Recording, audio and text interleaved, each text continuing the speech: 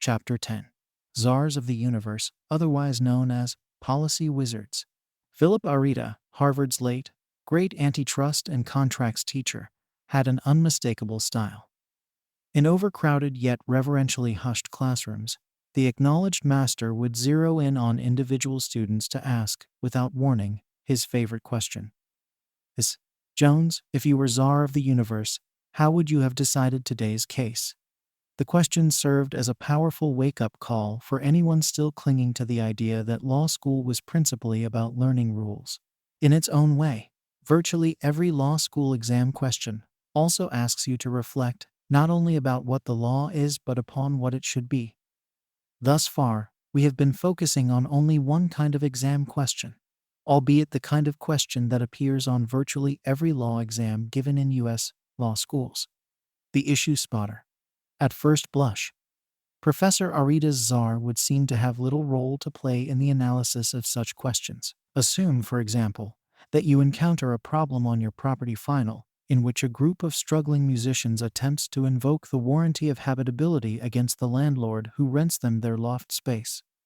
Some facts suggest that the tenancy is a commercial one, that's what the lease says, and the loft is in a decidedly commercial district, in which case the warranty would not apply.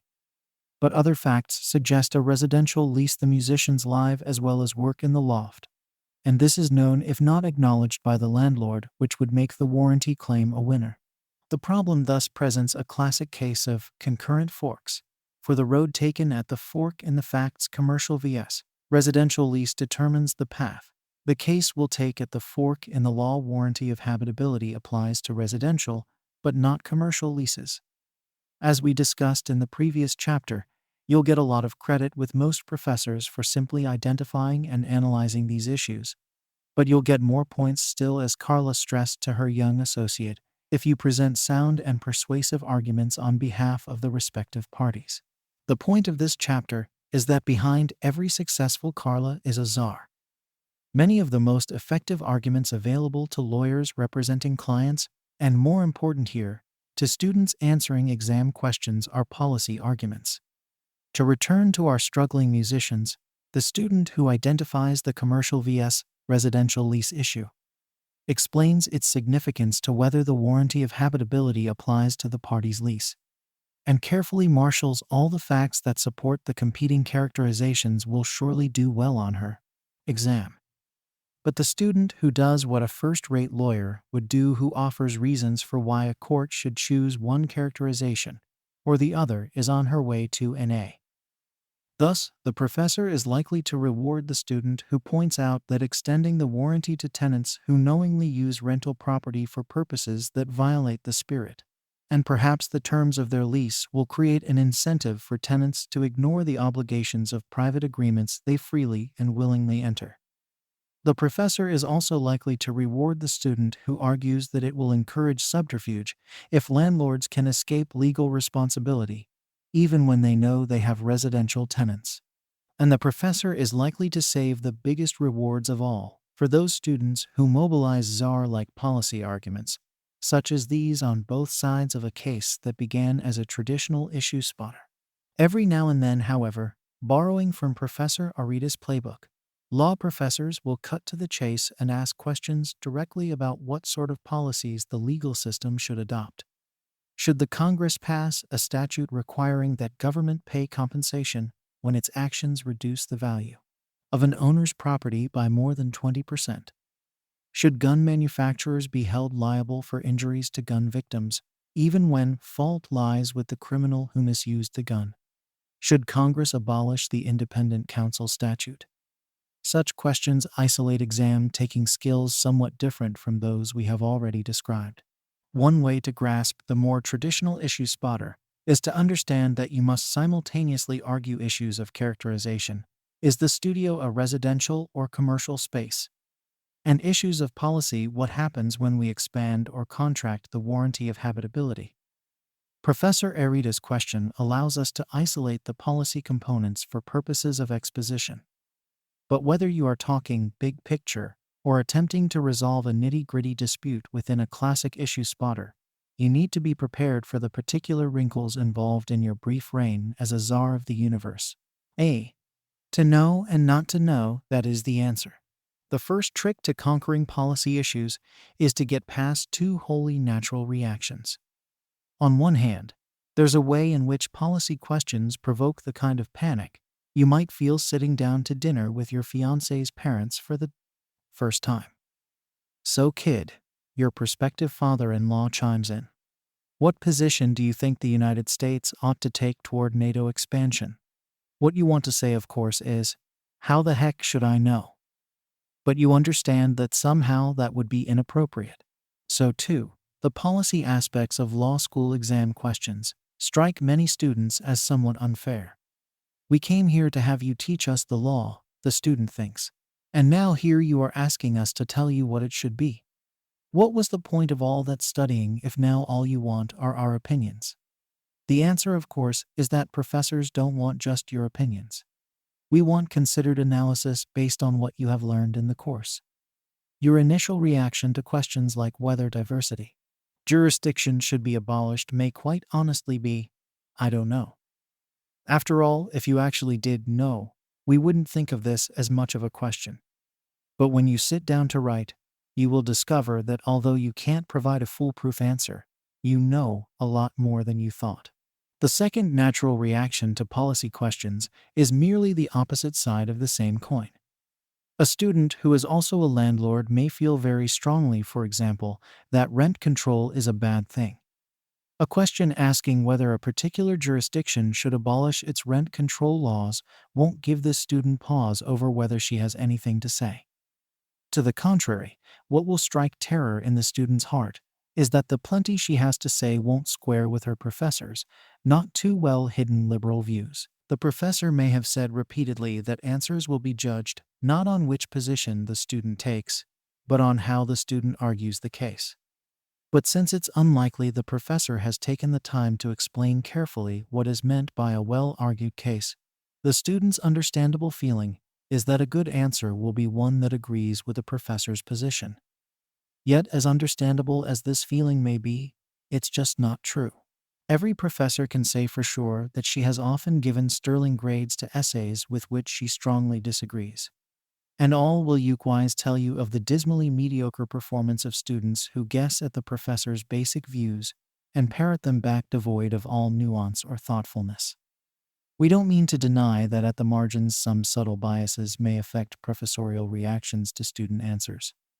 But far and away the best answers go not to those who take the right side, but to those who take sides the right way. In short, you can take any side you want, as long as you temper your enthusiasm with an intelligent appreciation of the alternative point of view. Nor is there anything metaphysical or mysterious about what makes up a good answer. As this chapter will explain, good answers to policy questions typically consist of the following components.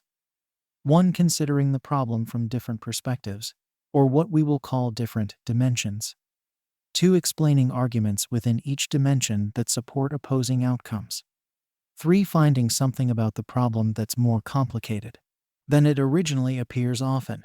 This complicating factor can be identified by considering the relationships among the various arguments you developed in parts 1 and 2.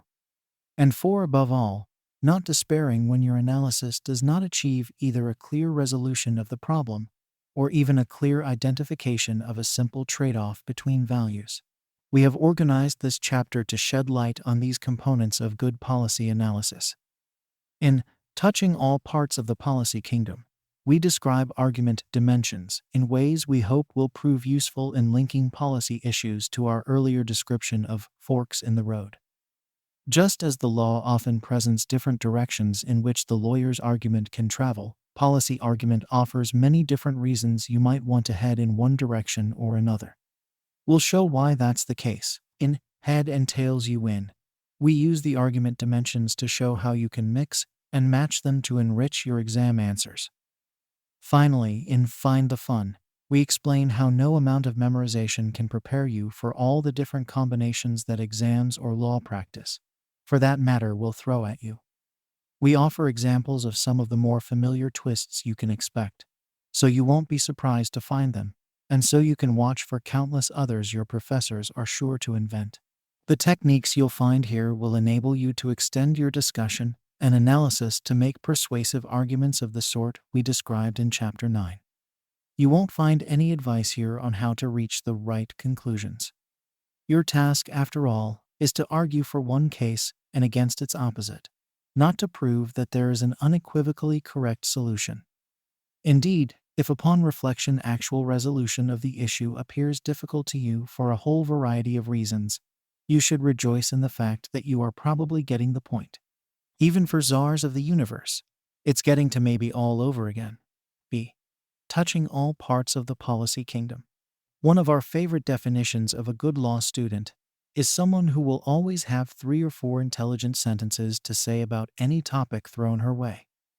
She may not be able to put together more than 3 or 4 intelligent sentences, but, as we'll explain, this won't necessarily be crippling on law school exams. The reason 3 or 4 sentences will quickly leap to mind is that there is a standard set of perspectives from which almost any policy issue can be viewed. If you go through your class notes, you will discover these same perspectives mixed intermittently throughout. We'll begin by introducing these different perspectives to emphasize the need to consider most or all of them in a good policy answer. We'll show how this works in practice in Chapter 15 when we take you through some sample exam questions. 1. Shaping society. First and foremost, policy issues ask students to consider the future consequences to affected parties of a decision one way or another. Who will gain and who will lose if the issue is resolved a certain way? What will each side gain and lose? How will the gains and losses occur? One way to think about this approach is in terms of simple cost-benefit analysis. As we shall explain, there's more to it than such simplicity implies. But it would be perilous, if not foolhardy, to tackle a policy issue without some consideration of winners and losers. Indeed, lawyers often differentiate between law and policy based simply on how much emphasis is placed on the consequences of the outcome. Run-of-the-mill legal issues often raise most directly the question of what the law has said before, via either statute or precedent, about a particular issue. By contrast, policy questions often begin with the assumption that the law is unclear and that the decision-maker should resolve the dispute by turning to broader considerations, especially the future impact of the decision on these and similarly situated parties. For the sake of convenience, we'll label arguments about a policy's impact shaping arguments to remind you of the need to think about the shape of society after a particular rule is put into effect. So, to take one example, if your hypothetical exam question asked whether landlords should be held strictly liable for tenants' injuries, one obvious line of analysis would evaluate how landlords might be affected by such a rule, and what this would do to the supply of housing in the future. In short, how would a rule of strict liability shape the overall housing market? 2. Administering policy. It should be immediately clear that law students may not be the people best trained to answer questions about how a particular policy will shape actual events. Wouldn't an economist or a political scientist know better how to study the likely landlord reactions to a rule imposing strict liability? Perhaps so. But 2 crucial points about exams are in order.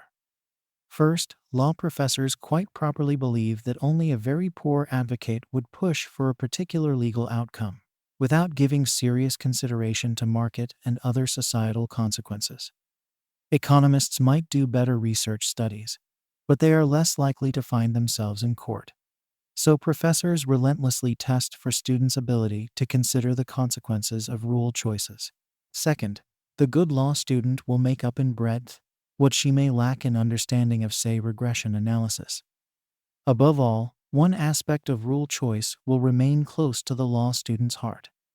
How will the legal system actually administer the chosen rule? Like cost-benefit analysis, this question is more complicated than it might appear. For now, let's focus on the 2 ways in which administrability is most likely to affect policy decisions. First, as every parent knows, the mere fact that there is a rule prohibiting something doesn't mean people won't do it anyway. So part of administrability just reminds policymakers to pay attention to whether the announced rule will actually work in practice. If landlords are strictly liable, for example, will tenants know their rights and bring lawsuits for injuries? Will tenants sign leases that contract away their right to sue? And then the follow-up. Will such waivers be held valid? There's no point in adopting a rule that would create enormous economic benefits, only if it worked as intended when we can predict in advance that the rule can't be effectively applied. And this means that your discussion of how a particular policy will create winners and losers or similar kinds of shaping arguments must consider how the policy will be enforced. In your courses, you may hear this problem referred to as the relationship between the law on the books and the law in action. Second, every policy choice has an impact not only on the people being administered, but on those doing the administering. For most law school exam questions, courts are the anticipated administrators of legal rules. So an analysis of whether State X should adopt strict liability for landlords should include a discussion of how courts might find it easier to resolve cases if the complex and fact-intensive issue of landlord fault is removed from judicial evaluation. A streamlined litigation process will almost always count as a sound argument on behalf of a particular policy. Indeed, policy issues will often present you with an opportunity to compare the pros and cons of a rule-like formulation. If these three circumstances are present, then the defendant is liable with the pros and cons of a more flexible, standard negligent landlords must pay. Many of you will discuss the significance of the choice between rules and standards explicitly in your contracts or property courses. It's important to see, though, that bright-line rules don't always reduce judicial workload. In our example, injured tenants would presumably bring more lawsuits if it were easier to recover. Not having to prove fault would provide a strong incentive for injured tenants to take their cases to court. It might ultimately be a good thing if there were more such lawsuits. Landlords might be more careful, and tenants might receive what they deserve. But taxpayers will have to pay for more judges and court space to handle the extra load. Of course, when you're sitting alone in a room with your exam book, you will have no meaningful way to determine whether more judicial resources will be freed as a result of streamlining than will be required to take up the extra caseload. But you'll sure score a lot of points with your professor for raising the administrability dimension of the problem, and for noticing that both landlords, the floodgates will open and tenants, cases will move faster, can make use of it to help their cause. 3. Doing the right thing. By the time you sit down to write your exams, it's a safe bet that you have become a bit shy about introducing concerns of fairness or morality into your professional discussions. For one thing, you came to law school to learn new ways of thinking, so you want to sound like a trained lawyer rather than an uninitiated moralist. Moreover, virtually every law student has an early experience in which a professor appears unimpressed, sometimes that's putting it mildly, with a classmate's comments based on personal conviction. Most often, the professor is only trying to show that the issue at hand is more complicated than the student's remarks suggest. Too often, however, a sharp exchange is misread by the class as a message that the law has no place for instincts about fairness or personal views of morality. Indeed, the professorial no-nonsense attitude will sting particularly hard for students who found law school attractive precisely because of its connections to deeper ideas about politics and justice. We have many reasons to urge you to resist suggestions that you sever notions of justice from your understanding of law. It's not good for the country for law schools to produce an army of technocrats, and it's not good for your psyche to ignore your own instincts. For our purposes, however, we will focus on only one point. Ignoring justice will be disastrous for your grade point average. The trick for law school exams is not to forget about justice and morality, but to learn to present them in the right way. Every policy question, indeed every law school exam question, that hinges on ambiguity in the decision-making process, i.e. all of them, not only leaves room for, but demands that you consider the underlying fairness of competing outcomes. Consider again an exam question about imposing strict liability on landlords for injuries suffered by tenants. Your concerns about sounding unprofessional are certainly well-founded. No teacher will be satisfied by answers concluding that landlords should be held strictly liable because it's not fair for tenants to have to pay. You'll do only slightly better with the converse suggestion that it wouldn't be fair to make landlords pay since they aren't at fault. The improvement is that you have provided a modicum of content to your notion of fairness by invoking a principle: no liability without fault. But you still have a long way to go. After all, the whole point of strict liability is that it involves liability without fault. Courts sometimes adopt it, and sometimes don't. So the issue is which way to go here. Your discussion of fairness will become much richer and much more appealing to your grader if you work your way through the following points. Remember how we showed in Chapter 5 that every exam question that asks about application of case law has hidden questions of policy. To determine whether fixed precedents require home sellers to disclose a fight at a nearby school, to take our earlier example, courts will consider the policy rationales supporting and opposing disclosure requirements. Our point in this chapter is that every exam question about policy has hidden questions of fairness, or if you like, consistency, that will enable you to frame multiple arguments about the fairness of opposing outcomes. A. The unfairness of change consistency over time. The exam question may make you czar of the universe, but if you choose to adopt any policy different from current law, you need to consider the effects of transition.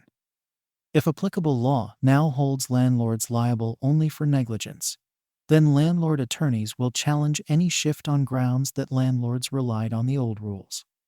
Specifically, landlord lawyers may note that landlords would have paid less for buildings, charged higher rents, and taken out more insurance had they known strict liability would be in effect. Reliance alone will then be put forward as a reason to maintain the status quo. Note, by the way, that the ubiquitous nature of transition issues proves the silliness of believing that policy questions are somehow softer and less rigorous than purely legal ones. You can't address the transition issues without knowing what the current rules are.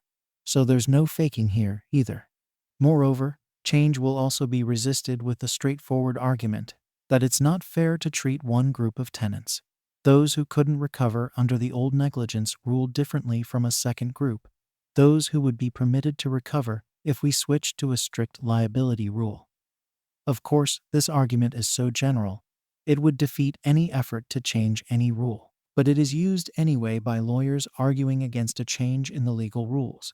And the fact that it has any appeal at all should remind you that some notion of consistency lurks behind virtually all ideals of fairness within legal argument. B. Treat like cases alike. When the exam writer first appoints you czar of the universe to decide a policy question, it's tempting to believe that you may restrict your thinking to produce the best possible outcome using what we call shaping arguments. But your reader will properly test any result you reach against similar results reached by other decision makers. If you argue for strict liability, but everyone else who has considered the issue disagrees, your contrariness alone may count as an argument against you, as the following sections suggest. I. Consistency over space. Suppose that the vast majority of states apply a negligence rule for cases involving suits against landlords. No formal rule prevents your state from reaching a different conclusion.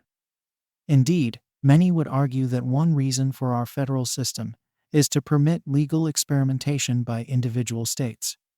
If you want your state to go it alone, however, your position will be stronger if you point out why you believe the legal system can easily cope with different rules in different places.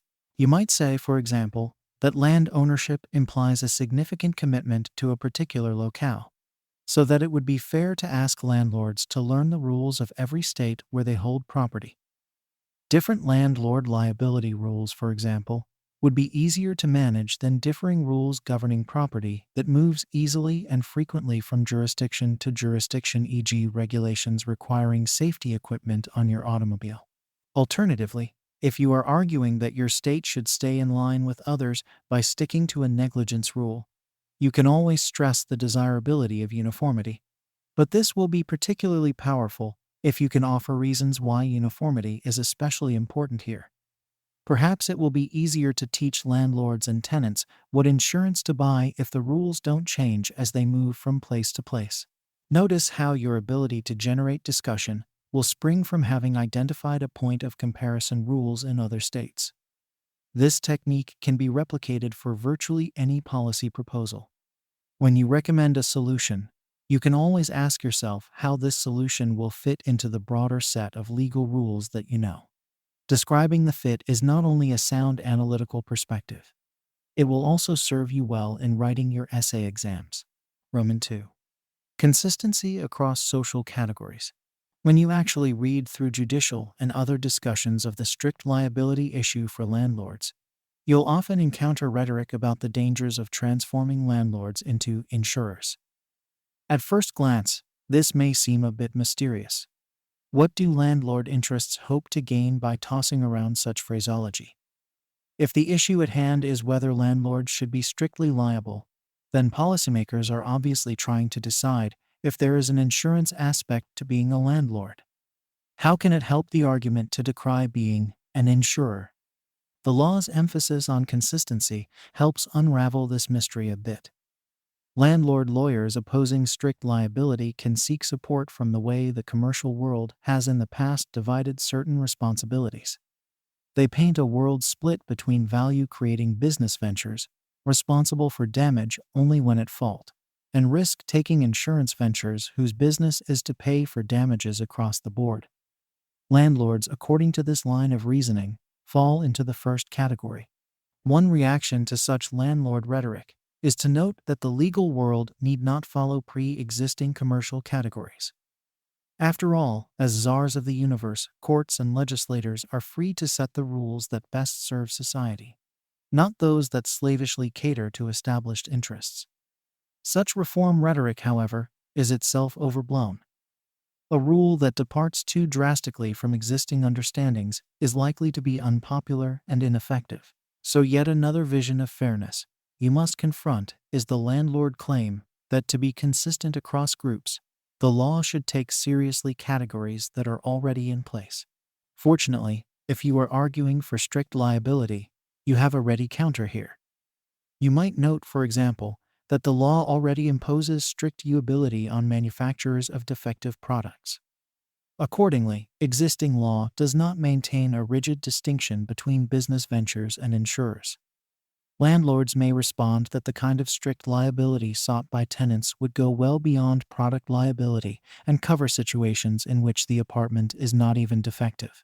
Note again, however, that what started as a seemingly open-ended discussion of the best rule ends up including the kinds of comparisons one finds in the traditional application of precedent to particular cases.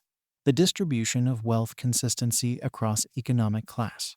Lest you think we have forgotten, let us close our discussion of fairness with the issue most likely to drive opinions about political matters. American legal thinking is deeply committed to two views about the allocation of economic resources. Its meritocratic aspects accept the increasingly unequal distribution of wealth and income as a necessary, perhaps even desirable, byproduct of individuals' differing abilities to contribute to the social good.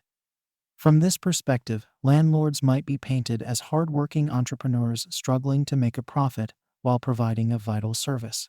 The last thing they need is to have additional costs heaped upon them to pay for injuries that aren't even their fault.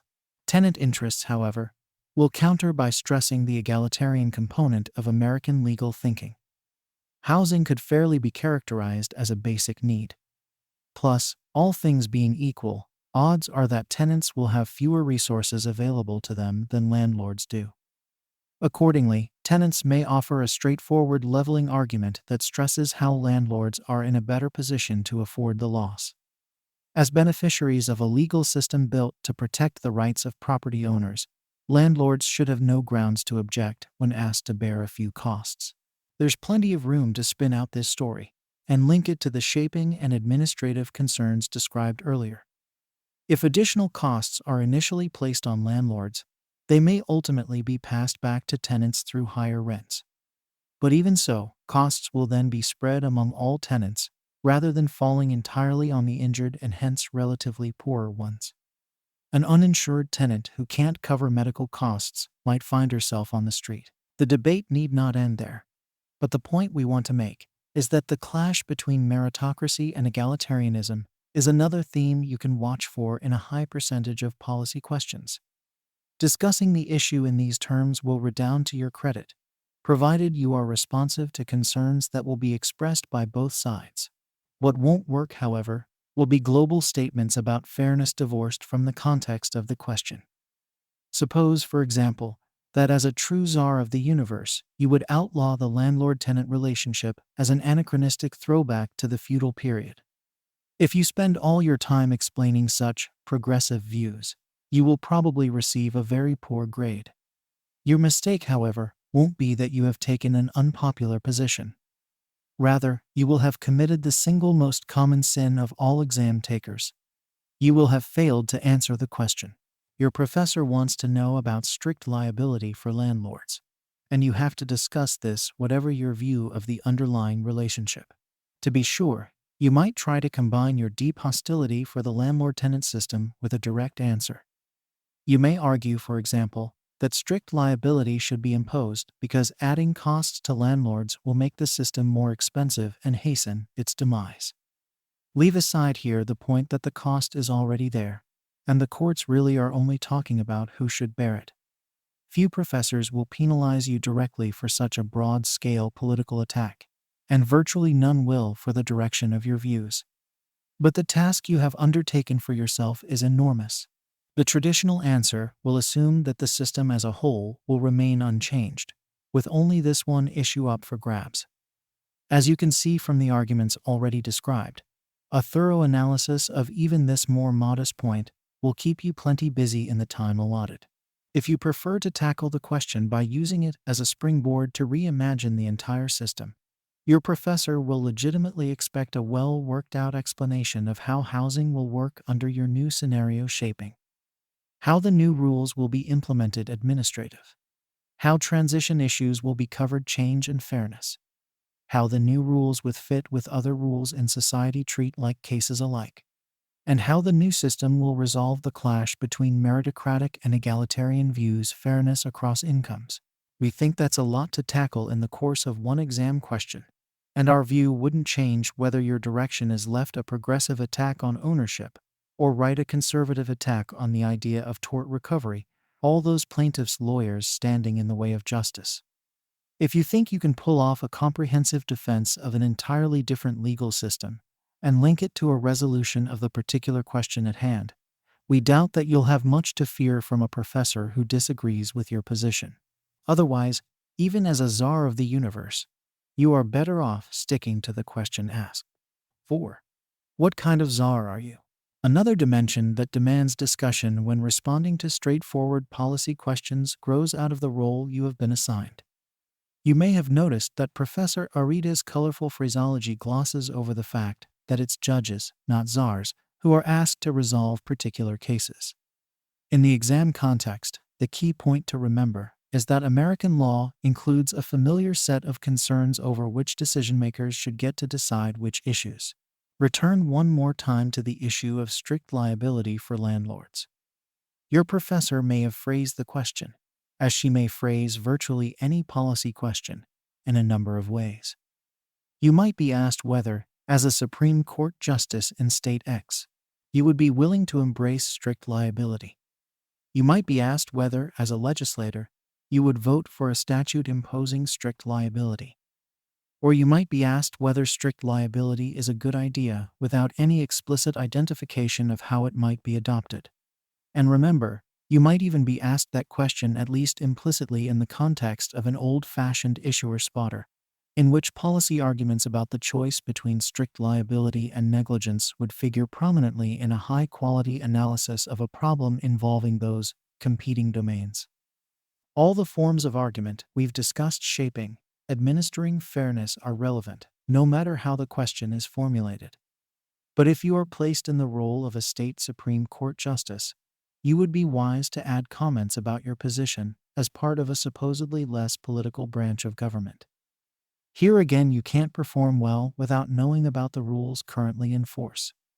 If you are considering a particular proposal, like strict liability for landlords, you may have a very different reaction if what's called for is a shift from a well-circumscribed negligence regime. Judges, you may argue, should leave such dramatic changes from the status quo to the legislative branch. Moreover, there's a standard line of argument that legislators are better positioned than courts to respond to what we have called here shaping concerns. Finally, if the question doesn't specify what your role is, you may score points for noting how you might reach a different conclusion if you were voting as a judge or as a legislator. Not all professors agree on the limits of the judicial role, and some don't see a sharp divide between legislating and judging. But virtually all professors will expect you to write something about your institutional role, so don't get carried away with being a czar for too long. 5. Government non-interference and the prime directive. Even czars have limits. If today's pop culture contains an image of a figure more powerful than an ancient czar, surely it would have to be that of Star Trek's Starfleet captain crusading through the universe at many times the speed of light. Star Trek's creators, however, captured an important part of our legal culture when they adopted the Prime Directive and banned our science fiction heroes from interfering with other civilizations, no matter how clearly it appears that interference is the right thing to do. In one stirring episode of Star Trek, The Next Generation, for example, Captain Jean-Luc Picard refuses even to inform an entire planet that the so-called medicine they are receiving is nothing more than a vicious narcotic, let alone to take affirmative steps to change the practice. Those of you who watch the show will appreciate how many interesting situations the writers create to illustrate the difficulty of defining what counts as interference. But all of you stepping up to your next set of law school exams can use Star Trek's Prime Directive to help you remember another basic dimension of law school policy questions. Americans are suspicious of governmental interference. Your favorite color in the whole world might be green. Yet, if you were made czar of the universe, it's unlikely you would suddenly order everyone to use nothing but green for all decorative designs. For one thing, if you keep issuing crazy orders, your tenure as czar is unlikely to be a long or happy one. More important, however, you would have reason to believe that each citizen is a better judge of what color to paint her house, for example, than you are. Indeed, you might even see it as unethical for you to use your coercive authority to reach into that aspect of your citizens' lives to impose a mandatory color. Despite your role as czar, you keep saying to yourself that America, after all, is a free country. And what this means to many people is that there are certain zones of freedom where the law, and especially the czar, should heed the unwritten rule. Keep out. This is one way, for example, to think about the U.S. Supreme Court decision in Griswold v. Connecticut, 381 U.S. 479 1965, invalidating laws against birth control. And it's one way to think about a whole host of questions.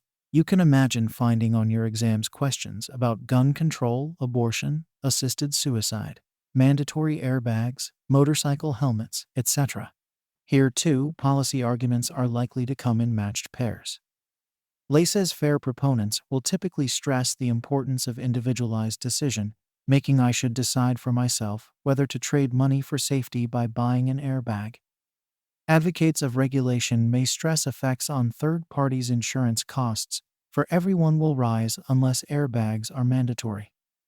Regulations opponents will paint a picture of a private realm from which government should be excluded.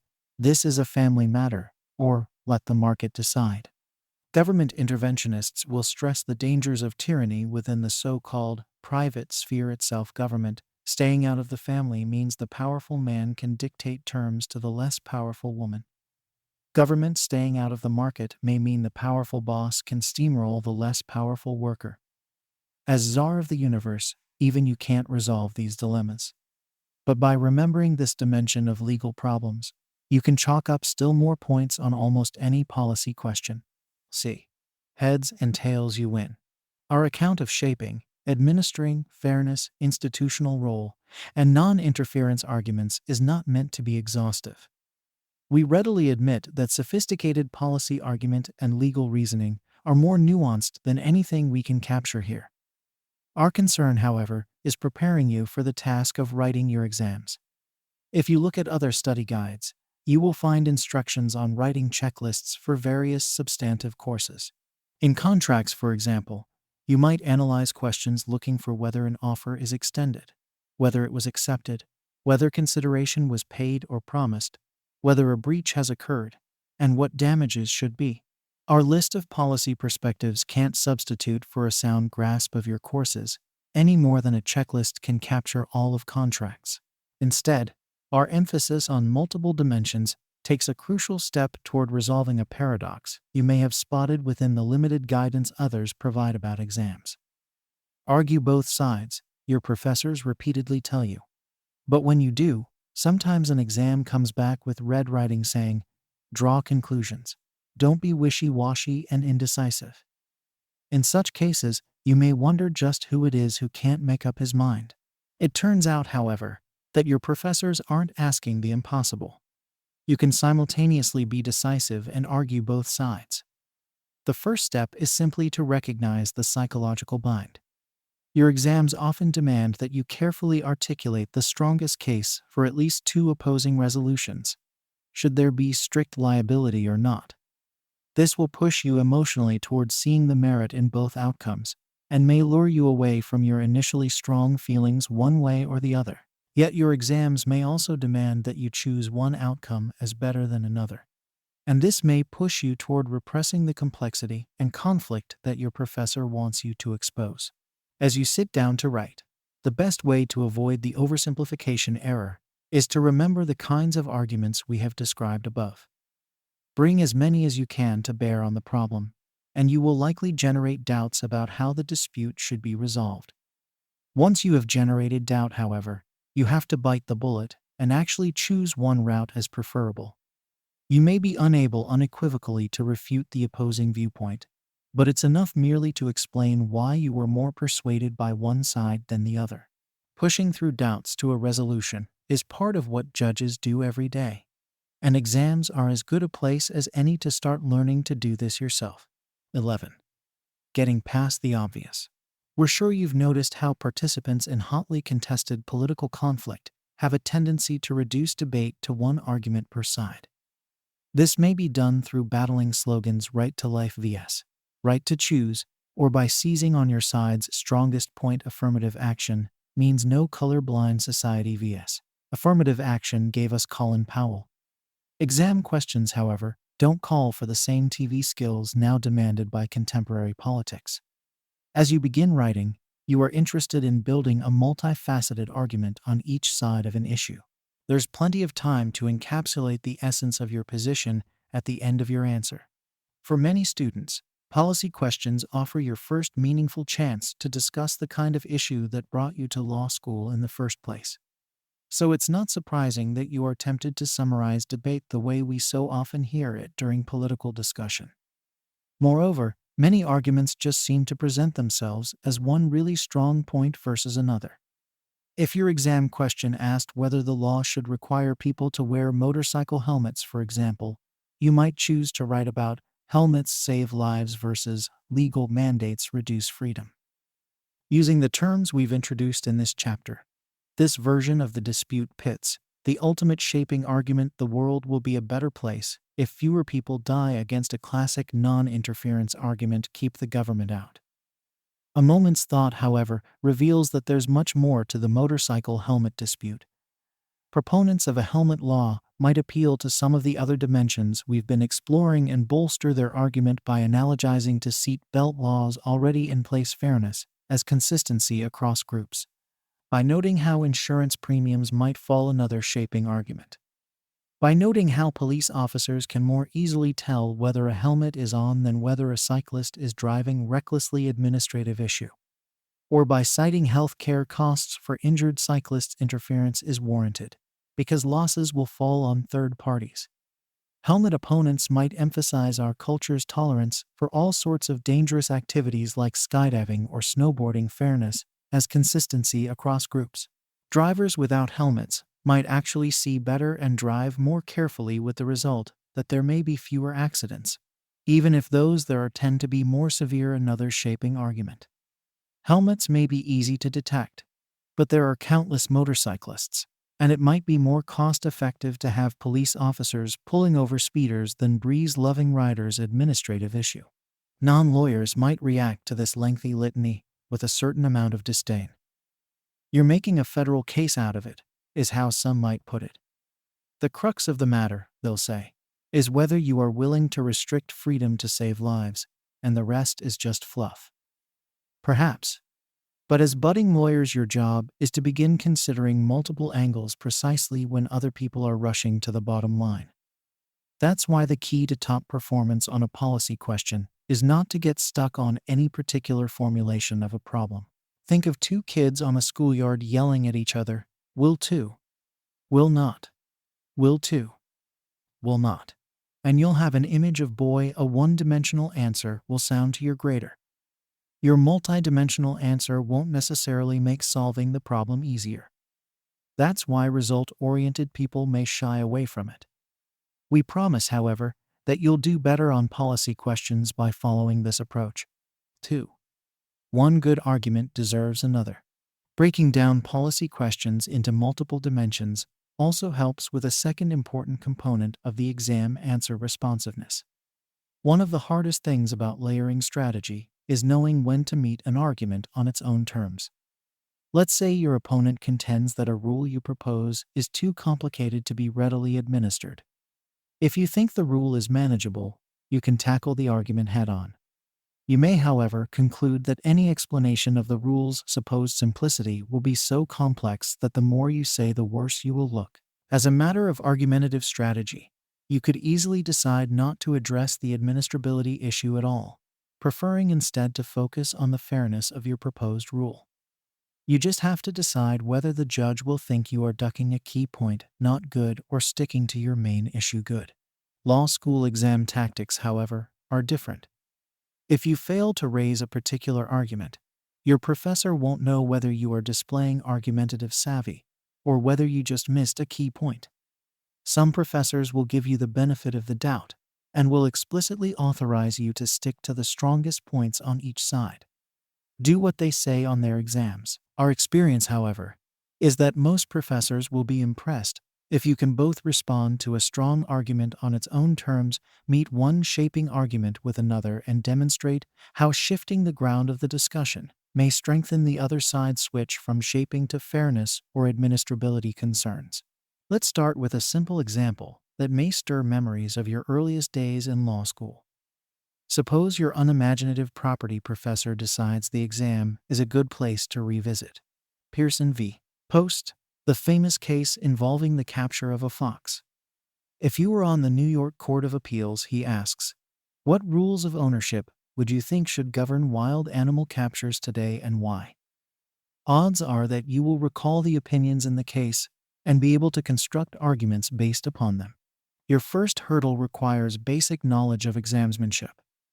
Note how the question calls for a conclusion and doesn't say anything about arguing both sides of the case.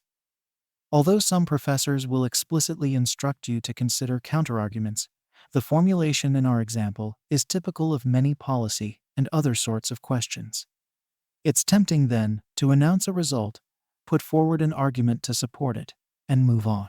So you might start with something like, "I see no reason to depart from the long-standing rule of Pearson v. Post, because I agree with that court that requiring actual possession, trapping, or mortal wounding with continued pursuit is the easiest rule to administer. Who wants uncertainty in the law of wild animals?" If you were answering a friend's question, that might be the end of the matter. Few professors, however, will be happy with such a summary conclusion. Why would you be asked to discuss any policy issue if it weren't perplexing enough to raise doubt about the appropriate resolution? So you know, even before recalling anything about the actual case, that there must be a strong argument on the other side as well. And of course, Pearson v. Post finds its way into so many property casebooks because the majority opinion is met by such a vigorous dissent. Policy questions, even if they don't say so, almost always require you to confront the best arguments for the opposing side. In his Pearson v. Post dissent, Justice Tompkins supported a rule whereby a hunter chasing a wild animal would be awarded ownership if he had a reasonable prospect of capturing the animal. Tompkins wanted to discourage intruders from interfering during the hunt. Otherwise, Tompkins fretted, hunters won't find it worthwhile to make the necessary investment in the enterprise, buying and training hounds, getting up early, etc. By now, you should recognize this as a classic shaping argument. Tompkins urges us to choose the rule that he believes will generate more hunting and thus more dead foxes. If you never mention Tompkins's point, your teacher is likely to assume you overlooked it and grade you down accordingly. So the next step in actually answering a policy question is to combine opposing arguments into a conclusion. Consider this still relatively simplistic response. I would continue the rule of Pearson v. Post because the certainty gained from a clear rule is more important than the incentive effect of a more flexible approach. Notice first the improvement over the wholly conclusory first try. This answer recognizes points on both sides, but comes down firmly on one side. Yet an obvious problem remains. Any curious reader, and surely your professor, will want to know why you concluded that certainty outweighed incentives in the wild animal context. It's one thing to say so and quite another to say so convincingly. And it's at just this spot that we suspect many students begin to experience some confusion. How, sitting in the cloister of an exam room, can one meaningfully measure certainty gains against incentive losses for purposes of a valid comparison? As long as you limit your answer to what appear to be the strongest points on each side, you risk producing arguments that seem to be talking past each other with no obvious scale upon which to weigh alternatives. This phenomenon of arguments that cross, but don't meaningfully clash, is a familiar part of contemporary partisan bickering. Consider, for example, the debate over campaign finance reform, in which proponents stress the dangers of large contributors buying elections, while opponents emphasize threats to free speech. Each side has a strong point, but neither political camp focuses sufficiently on how best to respond to the other side's strongest point. For your law school exam purposes, you can't afford to sink to partisan levels. In short, you not only need to argue both sides, but to argue both sides responsively. 3. When in doubt, just say no. You can further improve your Pearson v. Post-exam answer, even if the only arguments that occur to you are an administrability argument on one side requiring capture promotes certainty, and a shaping argument on the other side flexibility will spur investment.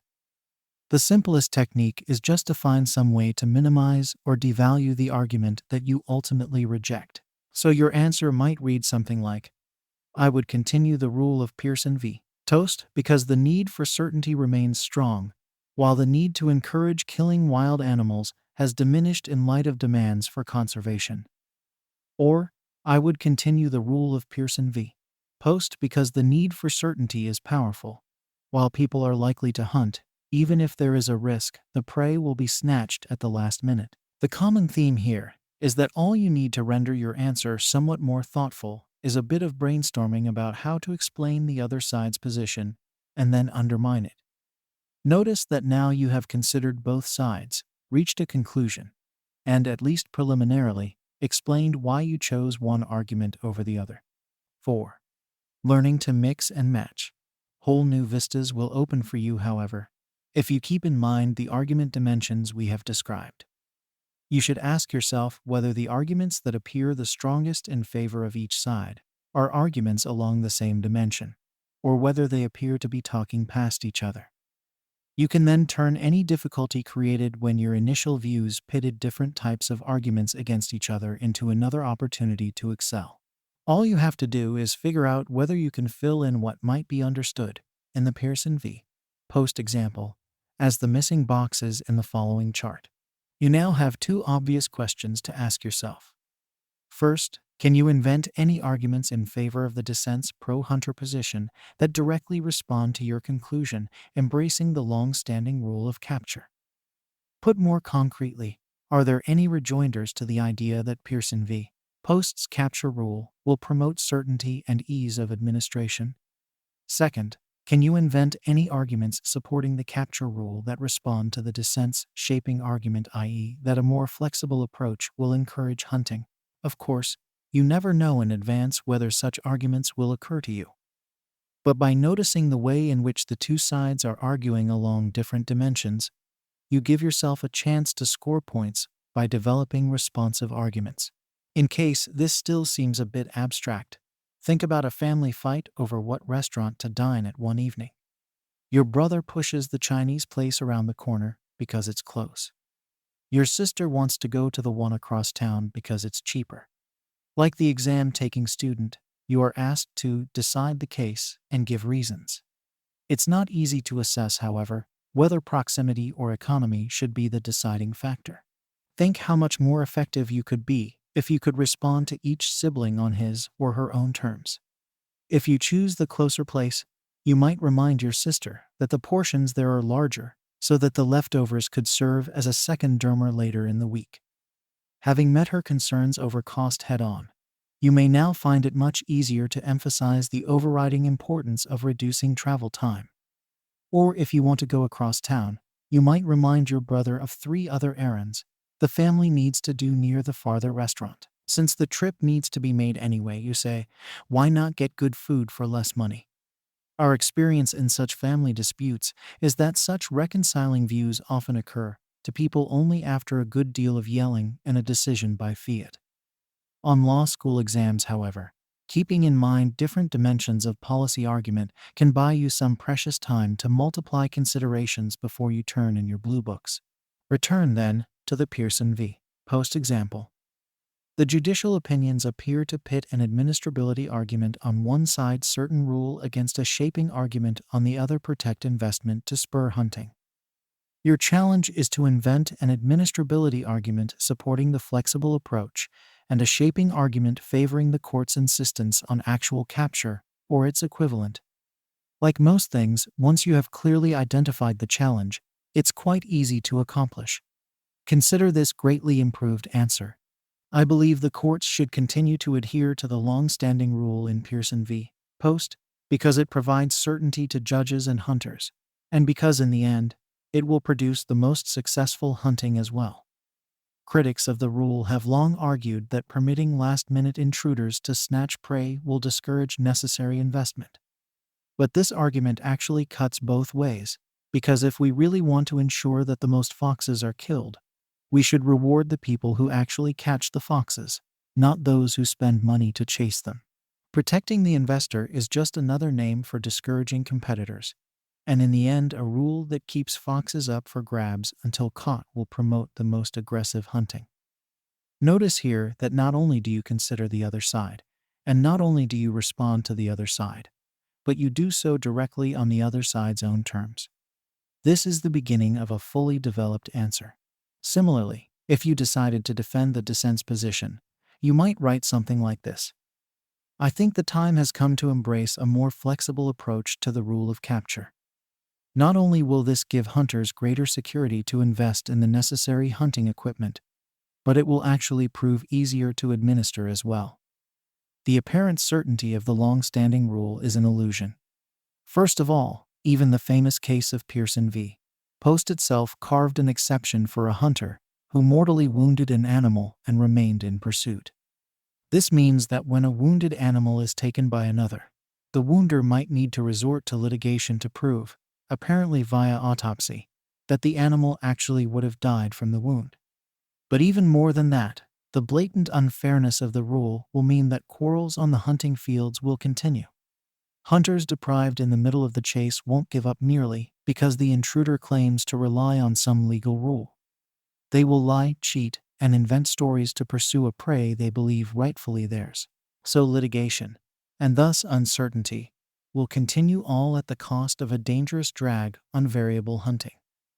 Notice here how a third dimension, the element of fairness, is deployed not for its own sake, but in service of an administrability argument.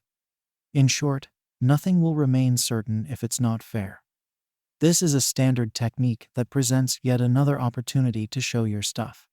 And in this answer too, you have not only considered the other side, but responded on the very terms that the other side treated as dispositive. Such replies won't always be available, but your exams are a good place to start hunting for them. 5. Accentuate the multiple. By now, our next recommendation should be obvious.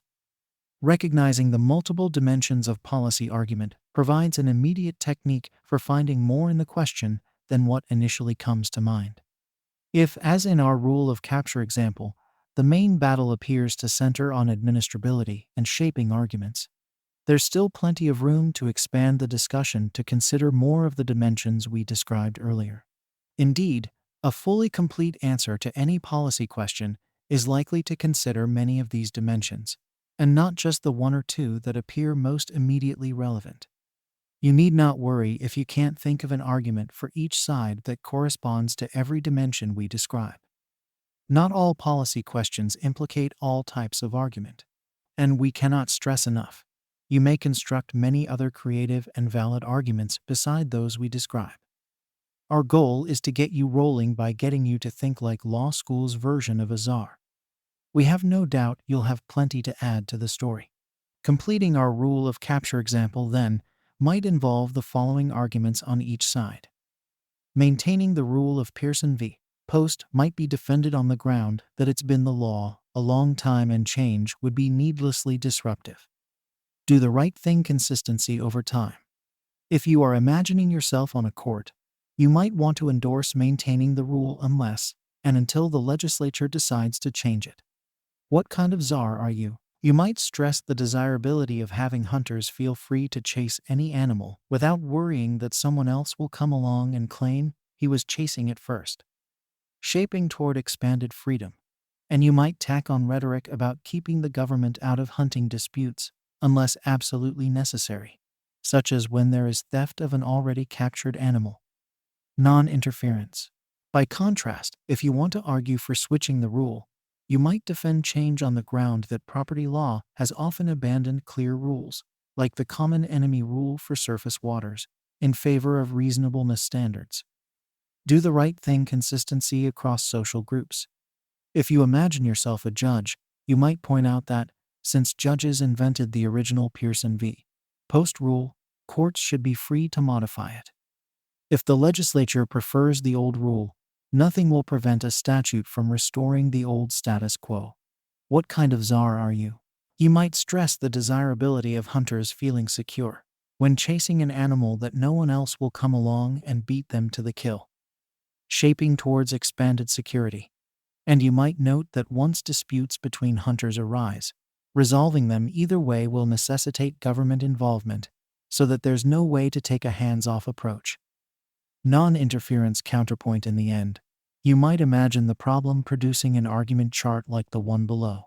From your perspective as an exam taker, the important components of this chart are the two alternatives identified in the top row and the argument dimensions listed in the left-hand column. It hardly matters whether you find our discussion of Pearson v. Post a convincing analysis of the rule of capture, nor even whether you agree precisely with our characterization of the dimensions of argument. Many law teachers, for example, would choose to recharacterize what we have called a shaping argument for freedom as an argument about rights. They might say that the party who first chased an animal could claim ownership by alleging a right to security. How dare someone come along and steal the fox that the defendant worked so hard to capture? In contrast, the party who actually caught the animal could assert a right to act freely. If no clear rule forbids it, then people should be able to do as they please, including grabbing an animal already being pursued.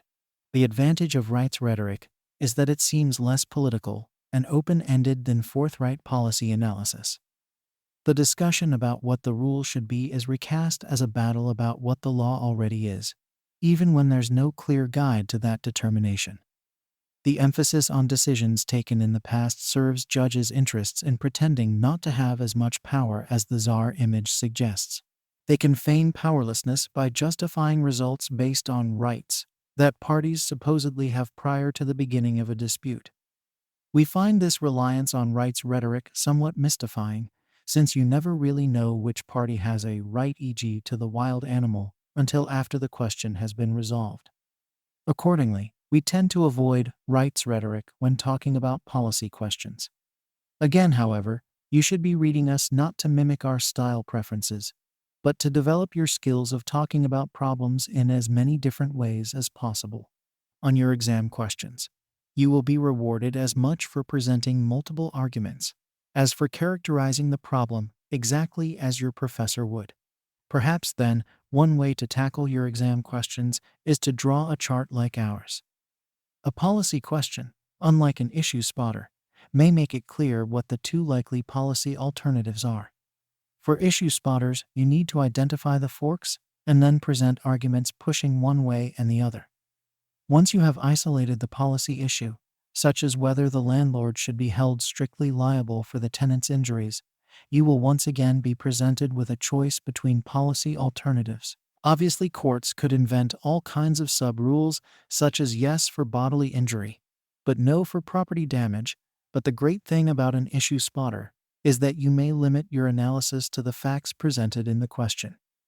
In either case, you want your basic alternatives across the top of your chart. You want the various dimensions of argument we have described and others you may identify along the left-hand column. Your job, then, is to fill in the boxes. But you ask, perhaps disappointed with our suggestions so far, how are we supposed to know what arguments to put into the boxes? Our answer is twofold. First, we have been telling you all along that getting to maybe is a tool to be added to hard work, not a substitute for it. You will have had to think carefully about the course from the beginning to be able to ace the exam. Second, and perhaps more helpfully, if you know that filing in boxes like those in the chart is part of what you need to learn, you can organize your course studying along lines that will better prepare you for the moment of truth. D. Find the fun and snap the tests a game. Now comes the fun part. We believe that most students on most exams will do pretty well with a relatively routine application of the kinds of argument we have described in this chapter. We promised at the outset, however, to try to go beyond straightforward student techniques to offer some insight into the process professors use to construct exams. You may find that insight particularly helpful when you try to tackle straightforward policy questions. On issue spotters, you'll get loads of credit simply for unearthing the policy conflicts hidden in the fact pattern, and often you'll be too busy dealing with multiple forks to take the policy analysis beyond an argument or two on each side. But on policy questions, the nature of the policy conflict is usually made clear, and you must therefore be creative in showing how problems are not as simple as they first appear. If the grading curve is stiff, it may not be enough to do well at demonstrating the skills described in our tour of the policy kingdom. Moreover, to be fair, the argument dimensions presented here don't come close to a complete picture of the complexity you will encounter in practice. So, when they can, professors add to the level of difficulty. Fortunately for you, at least for those of you reading this book, professors do so in familiar and predictable ways, most of which are variations on a theme. 1. Trade-off vs. paradox. Here's the theme. Law school exam questions often require you to discuss policy questions in terms of a trade-off between competing values and in the less familiar terms that Deborah Stone has eloquently described as policy paradox. Many students miss this because it is so seldom explained. Once you see it, however, you'll never again look at policy questions in quite the same way. Let's start with a very simple example from outside the law. You are thinking about which of two houses to buy.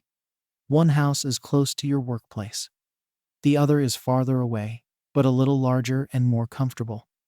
All of us have a bottom-line-oriented friend who would be happy to sum up your decision as convenience vs. space. It's a tough choice, this friend will say, but life is full of tough choices. We have already discussed the technique of enhancing a discussion by considering other dimensions of a problem. Certainly, you might expand the house selection discussion by bringing in other variables.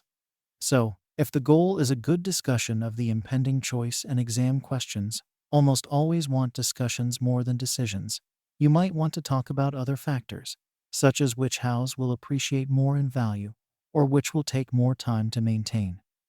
We all, however, can hear our friend's voice shouting in our ear to free our mind of minor distractions and focus on the main trade-off at hand.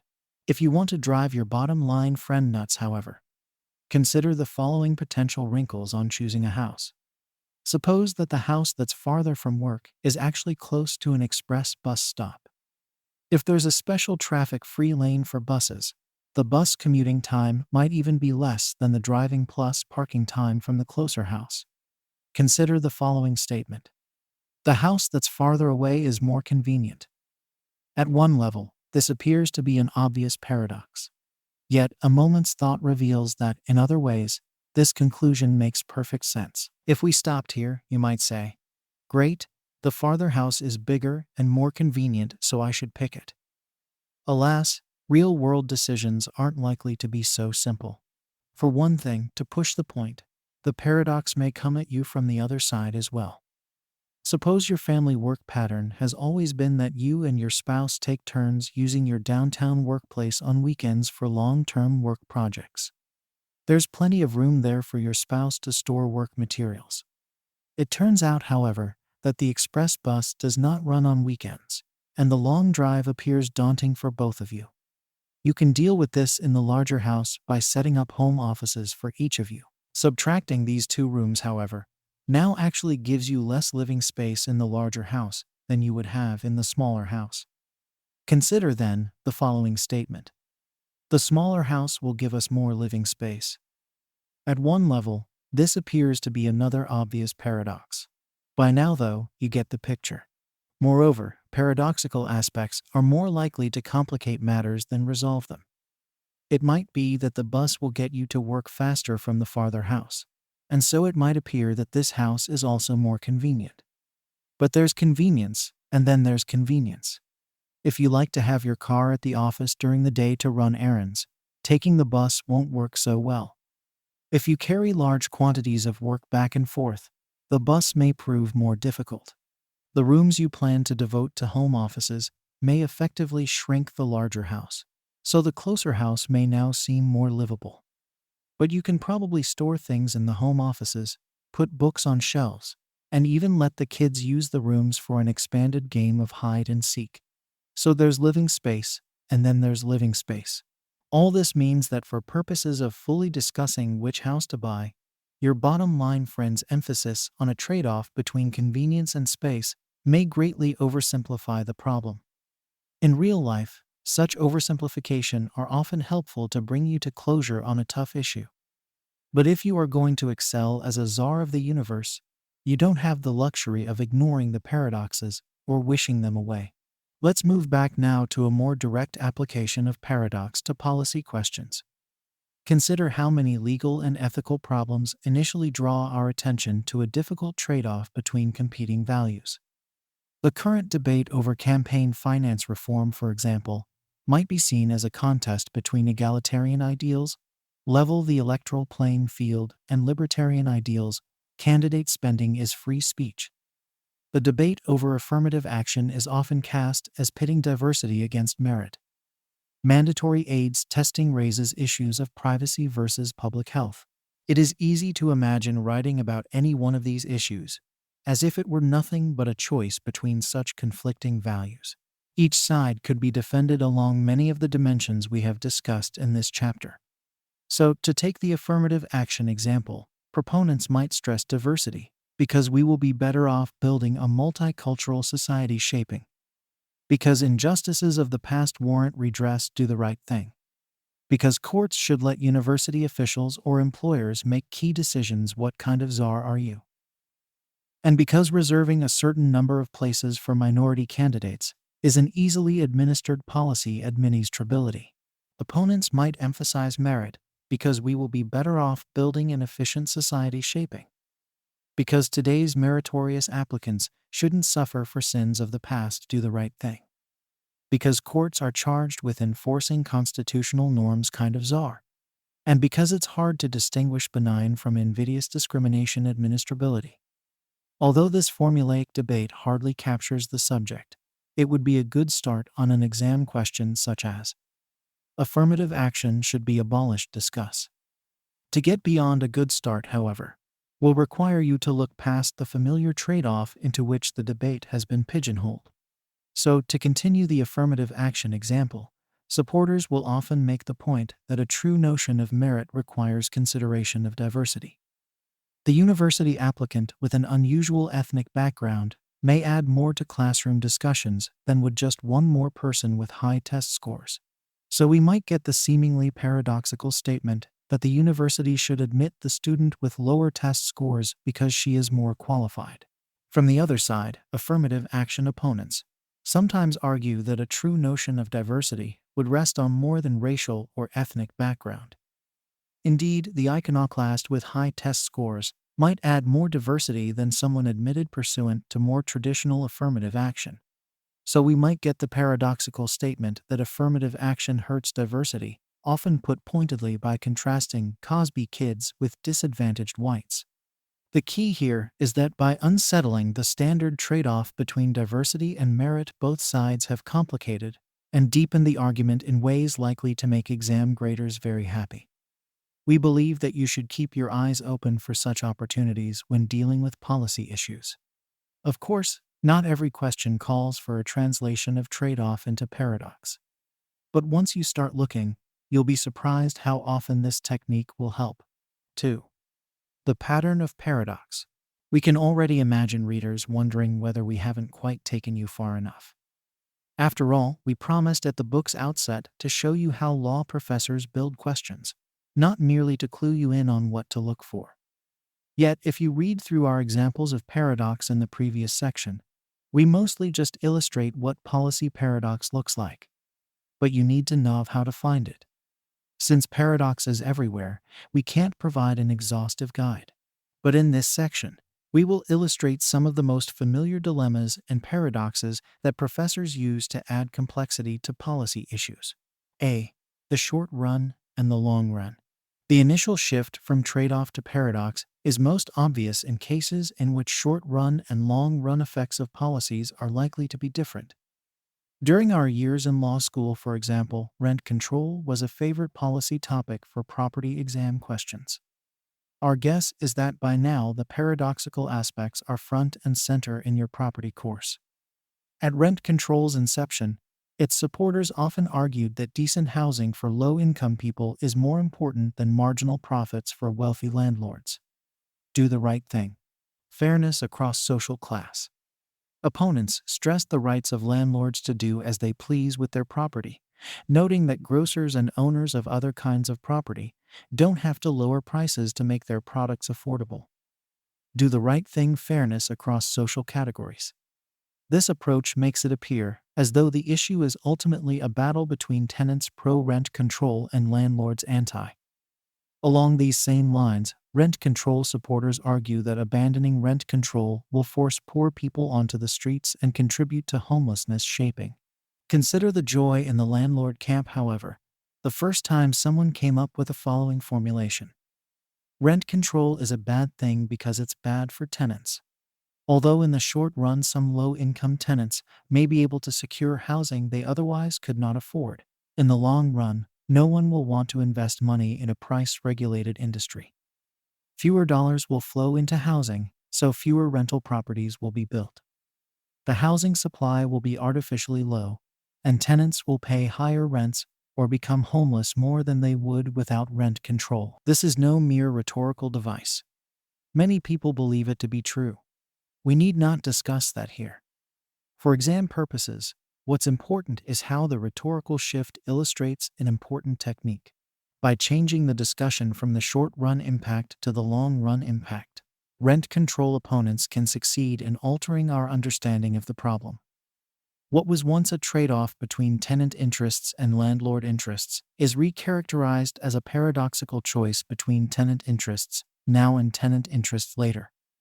Landlords may use a similar technique by sowing division within the group allegedly aided by rent control. So they may say rent control may help existing tenants, but only at the expense of younger, newer tenants seeking a foothold in the housing market. When you do it well, this kind of problem recharacterization will fill your grader's heart with glee. It might even help win a presidential election, e.g., let's raise revenues by cutting taxes. So it's worth noting some of the other ways the shift can be accomplished. B. Intent vs. effects. Suppose your criminal law professor asks you to evaluate legalizing drugs, such as marijuana, cocaine, or heroin. In our day long ago, some drug users pushed legalization pretty hard, stressing points like, The government shouldn't tell us what we can do with our bodies, non-interference. This argument, however, was always a political loser. Drug opponents argued that only criminalization could stop the flow of dangerous drugs, and the dominant view has been that we should do whatever it takes, up to and including criminal penalties, to stop people from using and selling certain drugs. Recent proponents of legalization, however, have shifted the ground of the debate. Rather than stressing the rights of drug users to do as they please, some decriminalization advocates have conceded that public policy should be to slow down or stop drug use. So they applaud the goals of current laws that impose stiff penalties for drug use. But goals, supporters of legalization say, are not enough. The key question is, what effect do our current laws have? Perhaps criminal penalties don't work as we intend. The black market for drugs has become extraordinarily lucrative, creating enormous incentives for pushers to get customers hooked. The high cost of drugs causes addicts to commit crimes to get money for the next fix. The drug war diverts police resources from other pursuits. And the failure to stop drug use may breed disrespect for the law, particularly in areas where drug use is most rampant. None of this means that we should necessarily legalize drugs. But it illustrates that answering a policy question should always cause you to consider whether the solution you propose will have the effect you intend. In the drugs example, you could do well highlighting the trade-off between the user's freedom to experiment on his body and the society's need to combat reckless behavior and adverse health effects.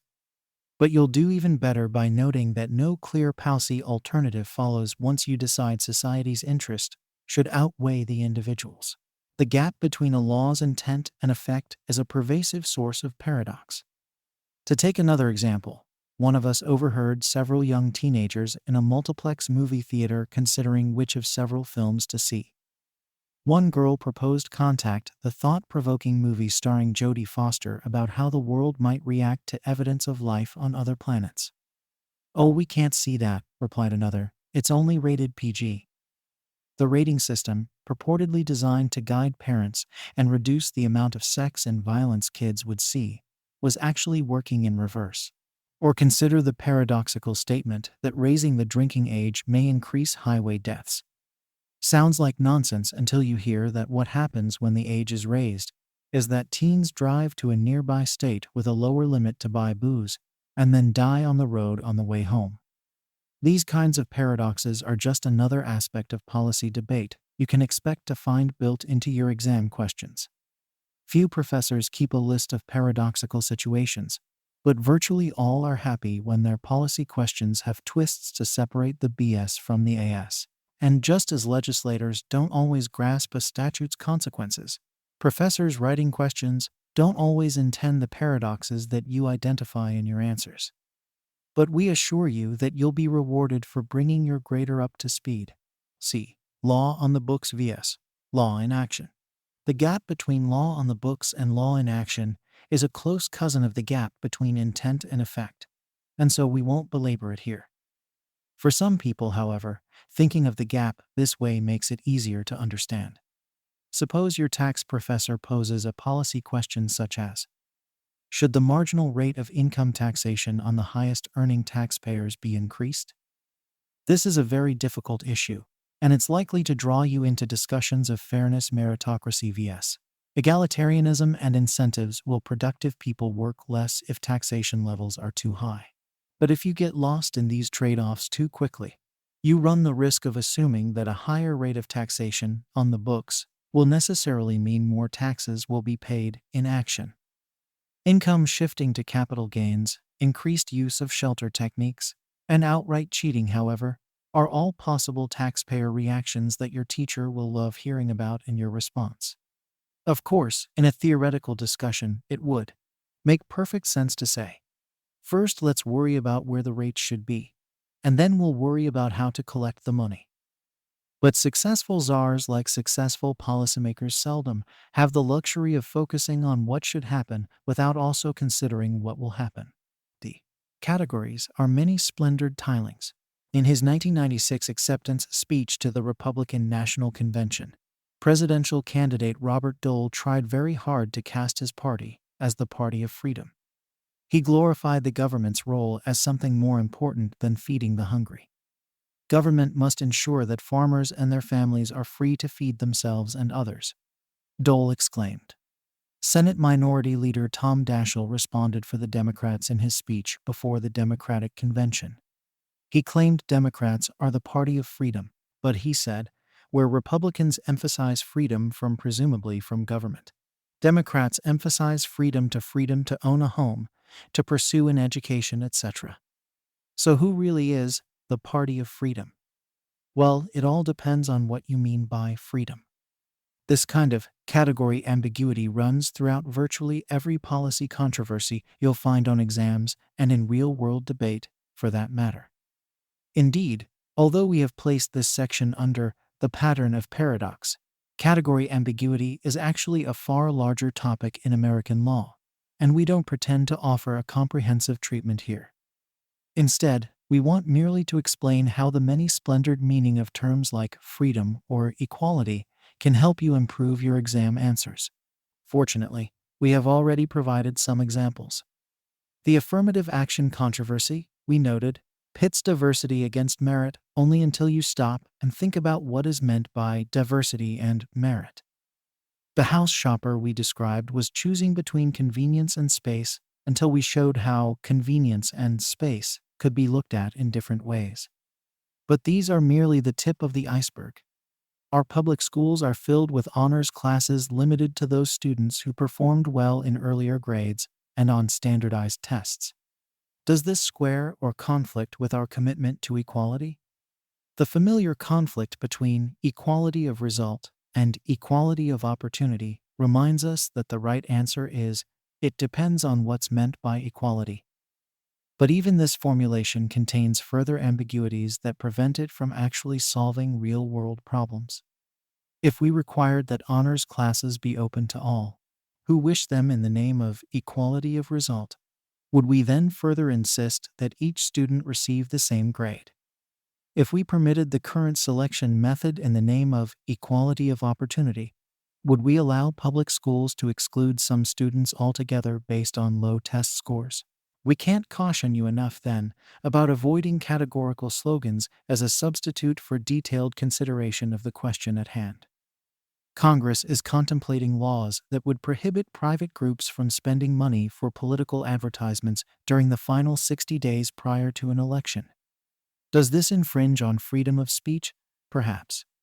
But a mere recitation of free speech as a bar to such laws is unlikely to persuade your grader that you have thought the problem through. Or, to take another example, your property exam has a question such as, should landlords be prohibited from imposing requirements for the number of people in a given apartment? This is a hard issue because landlords might use such requirements as a pretext for discriminating against families with children, and at the same time landlords may also have legitimate reasons for avoiding overcrowding.